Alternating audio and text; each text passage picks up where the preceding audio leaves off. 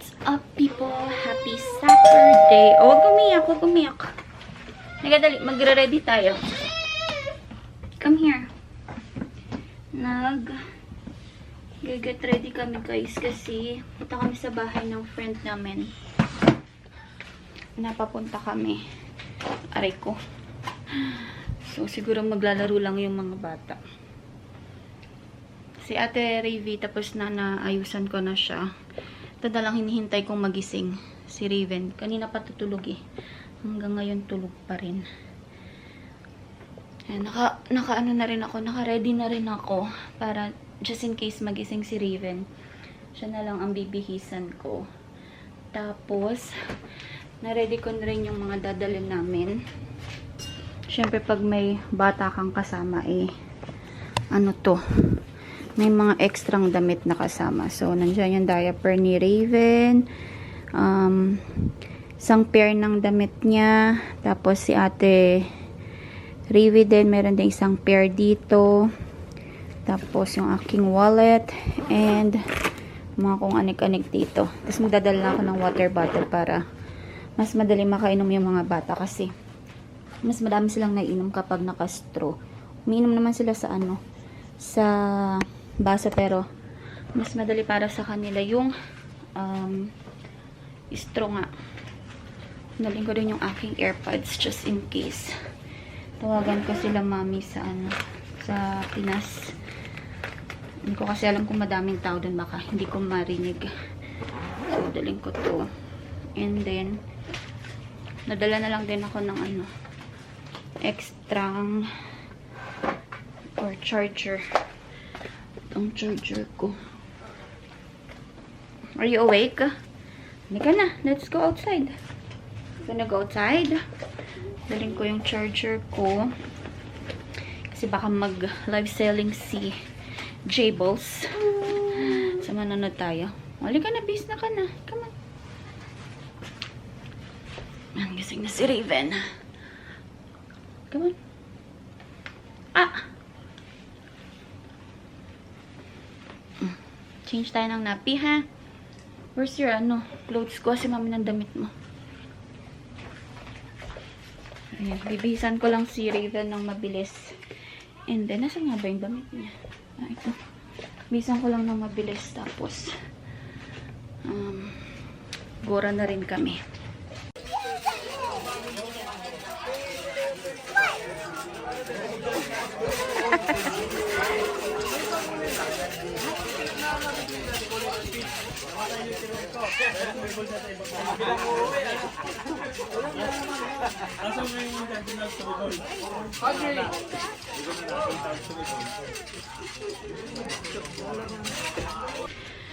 Bahay na kami, guys.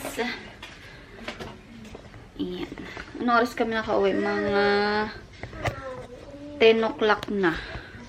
Nagpasundo kami ng 9:30 kay kuya. Tapos, nakarating kami ng 10 kasi tagal magpaalaman doon. And, it is 11 o'clock na ng gabi dito. So, syempre, hindi pa na natutulog tong mga bagets. So, nag-request si ate ng noodles. What? Huh? Gagawin ko lang ng noodles si Ate Ravi. Yes, Ate Ravi. Si Raven kumakain ng mini Cheetos. Meron bago kasing ano dito. Mini Cheetos. So, hindi ako kumakain ni Raven ngayon. Ay, wala ka. So, kanina, hindi na ako nakapag-ano doon. Hindi na ako nakapag-vlog doon. Wala ako ng mga konting clips. Yung mga ginagawa nila Raven. Laro lang nilang... Laro lang naman ng laro yung mga bata. Tapos, ayun nga. Maaga akong nagpasundo na kasi wala naman si Ivar. So, first time namin na pumunta sa friend nang wala si Ivar. Usually kasi kasama namin lagi si Ivar dahil siya yung ngayon nagdadrive sa amin. Kaya lang, since nabago na nga yung schedule ng pasok niya. So, kami na lang yung nagpunta doon. And, hindi na kami nag-stay late dahil ayokong gabihin kami. At, ako lang din yung mag-isang bantay sa mga bata. So, ayun na nga. Okay naman. Nag-enjoy naman yung dalawa. Tapos, ayun, catch up din sa mga katrabaho ni Mister. So, masaya naman siya, guys. Nag-ihaw-ihaws. Tapos, mga kwek-kwek, lumpia, tapos, ano pa ba? May burger kasi meron silang mga katrabaho na na hindi Pilipino. So, merong burger, merong salad, ganun, para sa mga hindi kumakain ng mga Filipino foods. So, anyway. Ayan, ayusin ko muna itong mga to. Ang daming mga put away dito sa sink, oh. Punong-puno. So, ligpitin ko lang to ng mabilis.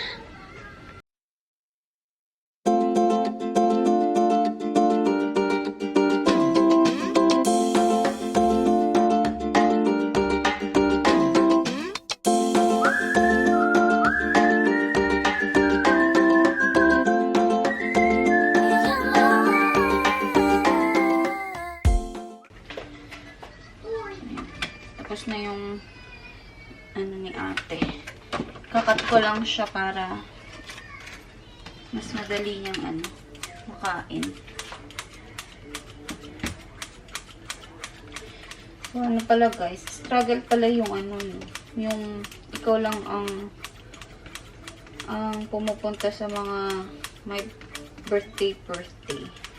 Yung pag wala si Ivar. Kasi nasanay nga kami na si Ivar kasama namin kapag pupunta sa mga handaan, sa mga friends, ganun.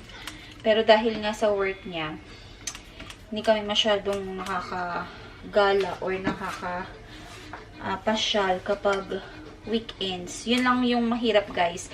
Lalo kapag dito, summer, yung pag maganda yung weather. Kasi minsan may mga day trip, tapos, ayun nga, minsan may camping, ganun. Kasama namin si Ivar. Pero ngayon, hindi kami makasama pag may mga day trip na dahil wala nga magde-drive sa amin. Tapos, ang hirap nga din kapag halimbawa sasabay kami sa Indosco. Siyempre, ako din yung magbabantay kay Raven. So, struggle talaga. Lalo ito ay sobrang likot. Yun lang hindi maganda kapag weekend shift ang pasok. Pero pag winter, okay lang naman din kasi pag winter wala namang napupuntahan dito. Bahay lang talaga. Except lang kapag may mga birthday, parang nag-get together kapag Saturday, ganun kasi nga walang pasok the next day. So, naghahanda sila pag Sabado. So, ayan. Ewan ko. Pero, para sa akin, mas gusto ko yung yung schedule ni Ivar ngayon kesa sa dati niyang schedule. So, hopefully, magtagal pa yung schedule niya na ganito para mas convenient para sa amin yung schedule niya. So, ayan, tapos na yung food ni ate. Ayan, ako lang. I-ready ko lang dito para kakain na si ate kasi 11 o'clock, past 11 na dito. Tapos, magkapalit ako guys ng etong casing. Alam mo ba, nabili ko to sa Crazy Beans. $1 lang. Kaya nga gusto kong mag-Crazy Beans kasi balik siya sa $1. Before kasi, tinaasan nila yung price kasi nga siguro nag-click ganun. So, ginawa nilang $2 yung pinakamura every Wednesday, Thursday. Pero binalik din nila guys. Naging $1 na ulit. So, gusto ko pumunta at gusto ko makita kung ganun pa rin ba yung mga makikita doon or yung mabibili. Parang worth it pa ba yung $1 na item. So, ito. Imagine magkano yung ganitong casing ng iPad. Tapos, ito nabili ko lang ng $1. Sana pag Wednesday, wala akong pasok ng Wednesday. Ayayin ko si Ivar pumunta doon. Tapos, sama ko kayo para makita nyo din ulit ang Crazy Beans. So, ito na yung aking laptop. Napalitan ko na siya. Hindi ko na pinakita sa inyo kasi tatagalan pa. Yan, saglit ko lang nilagay. So, ito yung aking MacBook Air. Parang 13 inches yata ito. Ang color niya talaga is rose gold.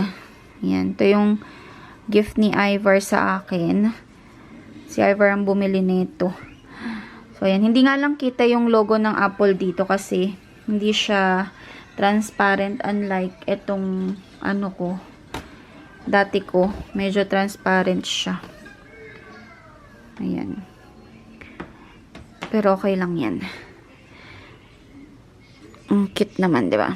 Ayan. Wala pang gas-gas tong laptop ko, guys. Kaya, nilalagyan ko rin talaga ng casing para hindi magasgasan. Tapos, meron siyang kasamang keyboard. Dalawa to eh. Ito, kinabit ko na. Tapos, meron pang extra dito. So, i-keep ko tong isa just in case masira yung nilagay ko dito. So, ayan. Ito, hindi ko alam kung bakit ganito. Wala ba talaga siya? Kasi, ayan, open. Sabagay kasi, ito yung yung parang fingerprint para ma-unlock ko yung aking laptop. So, ayan. Hindi siya kakulay. Hindi siya kakulay ng ng aking laptop.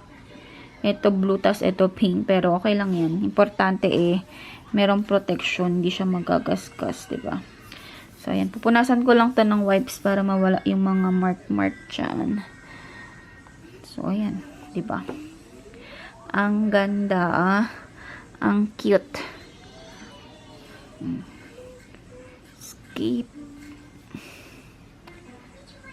Nag-aano kasi ako, nagbabrowse ako, kasi ako ng mga damit ni Ate Rivi dahil maliit na yung mga damit niya, so kailangan kong mag-shopping para sa kanya. Ay, ano ba to? Para saan ba to? Merong ito. Siguro para dito siya. I think, hindi ko sure. You want pupo? Sige, you go pupo. Mommy will wash you. So, ayan guys. Nice naman, diba? So, ayan. So, madaling araw na naman dito, guys. Kising pa yung dalawa.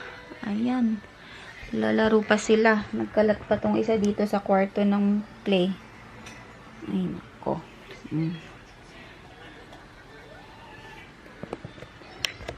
So, using ko lang tong itong gamit na dinala ko kanina.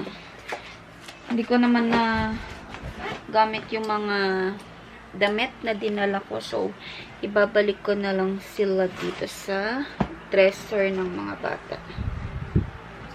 Palitan ko muna yung battery guys kasi nagbi-blink-blink. So, ayan. Okay na ulit ang aking battery. Naput away ko na yung mga yung mga damit ng mga bata. Nalagay ko na sa mga dresser nila. So, itong mga gamit ko naman na to is, dito ko muna ilalagay kasi bala ko magpalit ng work bag, guys. Yan kasi yung ginagamit kong work bag. Yung Kuromi. Yung na-mine ko sa live selling. Yan. Kaya lang parang nalalakihan ako. Tsaka parang hindi ko sure, pero basta, gusto ko siya palitan. So, magpapalit ako ng bag. Maybe tomorrow na lang kasi. Yung mga bag ko is nandun sa my furnace. So, hahalungkatin ko pa siya. Tapos, pakita ko lang sa inyo itong i-share ko lang sa inyo yung review ko dito sa Revlon na lipstick, guys. Hindi ko siya bet actually kasi hindi siya naglalast. Hindi siya yung katulad nung Maybelline matte lipstick ko na maski kumain ka kahit pa paano, hindi nabubura lahat yung nasa lips. Ito kasi once na kumain ka or once madikit yung kung ano man yung madikit sa labi mo na gamit mo ito, nawawala kagad. Especially kapag nagwo-work ako. Ito kasi ginagamit ko pag nagwo-work ako. Eh, sa work, diba, naka-face mask kami. So, nagta-transfer yung lipstick doon sa face mask ko. And, once kumain ka, as in, mabubura talaga lahat. Walang may iwang bakas na naka-lipstick ka. So, okay lang siya kapag i-apply mo kasi creamy, ganun. Hindi siya dry sa feeling. Pero yung kapag halimbawa meron kang mga pupuntahang gathering, mga event, mga kainan, mga ganun, hindi siya po pwede guys kasi matatanggal talaga lahat ng ng nilagay mong lipstick. At ito water oh. Nag-water ka ba kanina? Parang hindi ka nag-water kanina ah. Water. Where's your water? O, nasaan? Purple. Wala namang laman nito. Aray ko, lamig ah. Ilagay ko sa legs kong lamig. So, I was seeing yun ang aking review sa Maybelline na Maybelline Revlon na super, ano ba yan? Ang tawag doon? Super lustrous lipstick. So, babalik ako sa sa Maybelline guys. Meron nga rin akong meron din akong bagong na-discover. Meron akong bagong na-discover na lipstick na Maybelline ng brand. Parang, ang pangalan niya is, ano ba yun?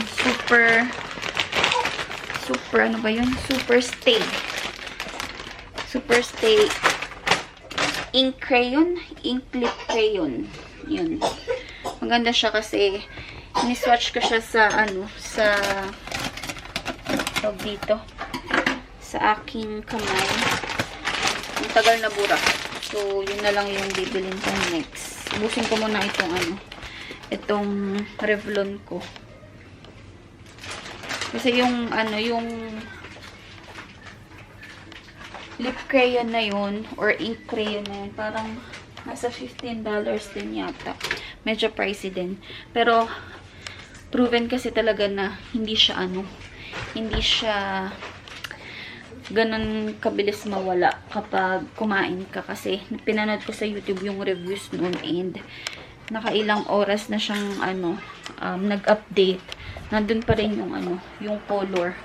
So, next time, yun ang aking bibilin. Kumakain pa yung dalawa ng chips. Nag-update pala ako ng software guys. Kasi may software update na naman. Kaya lang, siguro pang 5 try ko na to. Ayaw niyang mag-update. Di ko alam kung anong problema. Nagligpit na ako dito sa carpet. Wala ng mga chips na nakakalat dyan. So, kuha lang din ako ng dito. Nang lulutuin ko mamayang umaga or tanghali. Depende ko na oras ako magising. Kasi time check guys, it's 1:37 ng madaling araw. Hindi pa natutulog yung dalawa. Hindi ko alam kung anong lulutuin ko. Siguro magtinola na lang ako. Para madali lutuin. Yan. Meron pa naman akong sayote tsaka luya. So yan ang aking lulutuin. Aray ko. Ano si Raven. Nalinisan ko na rin yung batang yan. Siguro patulugin ko na rin kasi anong oras na. Raven. Taga dito, dali. Close na natin yung vlog. Close na natin yung vlog. Thank you so much for watching. Please don't forget to like, share, and subscribe to my channel. And I will see you all on my next one. Ayaw niya i-close. Bakit ayaw mo i-close? See you on my next one. Bye! No!